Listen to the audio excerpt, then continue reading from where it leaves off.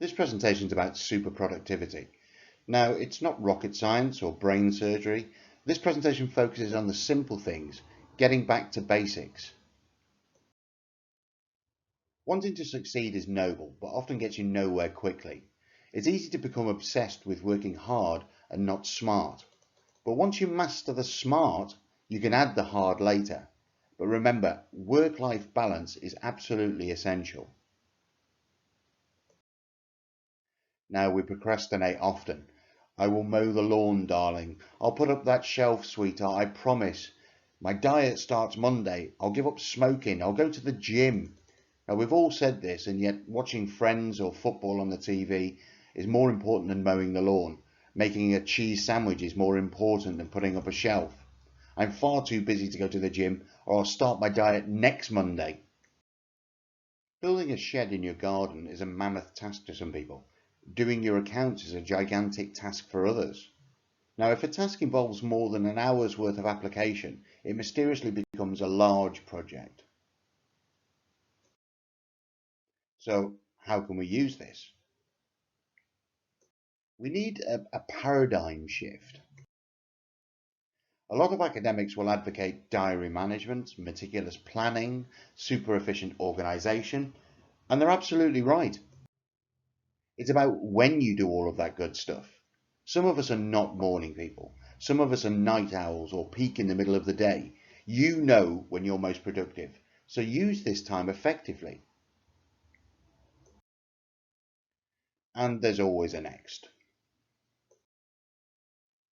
Either when you get home from work or before you retire for the evening, look at your diary for the next day or the next week. What do you need to be successful for the next day? Do you need your power tie? Do you need your lucky pants? A packet of your client's favourite biscuits for a meeting in the morning? Is your shirt or your blouse ironed? Is your laptop on your phone charged? All simple stuff, but fail to plan and you plan to fail. Remember the big picture? We've broken them down into smaller tasks so far. Tick them off as you complete them. Is what I am doing getting the job done, or do I need to change something?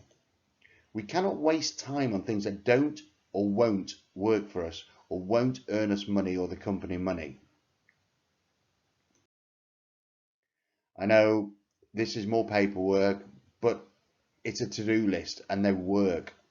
It also allows you to monitor your own productivity or that of your team. Remember to pat yourself on the back or your team for what you've achieved to date.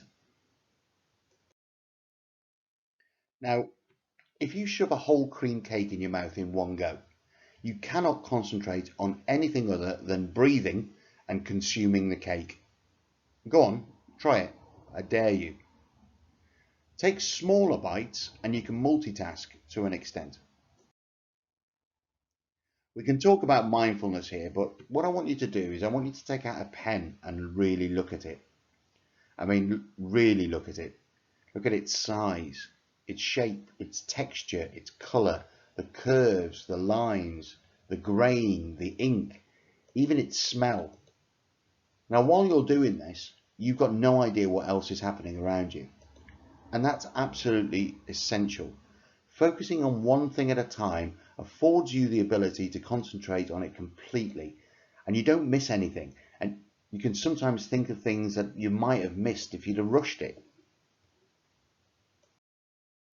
Now, I was talking about shoving a cake in your mouth a minute ago, and I know you're going to try this, but this is more about taking on too much or not concentrating.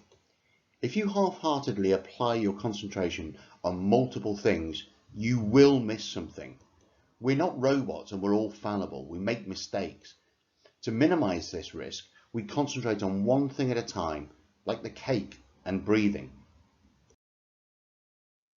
So, what earns you money? What earns the company money? What keeps our clients or our boss happy? Do this first. Prioritize your tasks in order of importance. If you don't know what's important, ask someone. You're in control of yourself. Shaving your face or your legs is boring, but it's got to be done, unless of course you're growing a beard or you want hairy legs.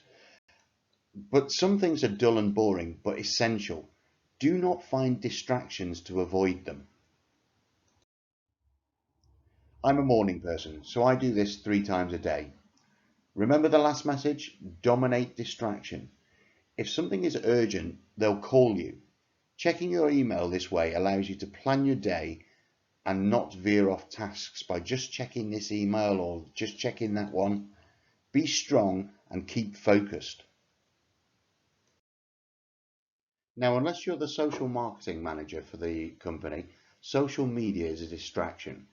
We walk down the street these days looking down instead of forward, glued to our phones. In business, as in life, I want to know exactly where I'm going. Looking at your social media does not earn you or the company money. It can be used as a tool, but build this into your plan and stick to the plan. When you stop multitasking, you apply more time to doing some things better. It's like a relationship. I'm a planner, but my partner really isn't. She doesn't bother and leaves it to me. She focuses on the things that she's good at and doesn't waste time on other stuff. Asking for help from people who are better suited to tasks is a good thing. It's reciprocal, it builds relationships, it builds cohesion with the team, and it gets the job done in the most efficient way. Wanting to impress your boss or earn as much money as possible is all well and good, but I'll give you an analogy. There's a competition in a DIY store who can sell the most doors. Now Bob sells 100 doors and Jeff sells 85 doors, but Jeff wins the competition. Why? Jeff only sold 85 doors, but what he also did is he sold 85 hinges, 85 door knockers, 85 letterboxes, 85 locks. It's not always about doing more, it's about doing what you do and doing it well. Now this one you can take or leave really. Not everyone has a big five. This is more about identifying the 5 most important things to earn you money, get you promoted, achieve your target, and then applying the appropriate time to these. Again, to reiterate, manage your distractions. If it doesn't earn you or the company money, why are you doing it? Success is not luck or magic. There's no special formula or pill. It's about getting the basics right and not deviating from them. If you have a passion for numbers, why are you working in sales and not accounts? If you like talking to people, then why are you in the mailroom and not customer services? If you like selling, then why aren't you selling? You wouldn't stay in a relationship if the passion had gone, would you? Or if you did, then you would reignite the passion somehow. The point is simple. You have to have passion or you're not giving it 100%. Doing what you love does not mean eating burgers in front of the TV or chatting on Insta tweet face. If you don't love your job, then you are constantly looking for something better.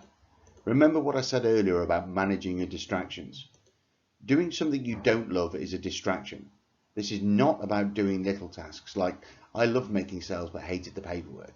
This is a bigger and fundamental choice.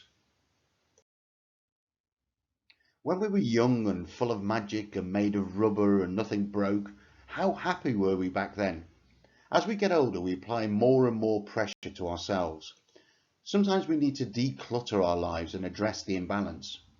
A work-life balance has cost me a marriage, and I wasn't a happy person. Now, if I'm not happy, those around me won't be happy either. Find a job or people or tasks that make you happy or are fun. I always tell the telesales teams to smile while you dial because people can hear you smiling. It's strange, isn't it? You can tell if someone is smiling without actually seeing them. Who agrees with this? Some of you will say time flies when you do what you love, but unfortunately you're wrong. Time is a distraction. When you're doing something you love, are you ever looking at your watch? Do you even care what time it is? Obviously you have to go home, but you get my meaning. Remember I mentioned earlier how unplanned my partner was. Recognizing your strengths and weaknesses allows you to delegate or seek support. If your colleague loves paperwork but hates talking to her clients, swap tasks. Finally, we can get a coffee in a minute.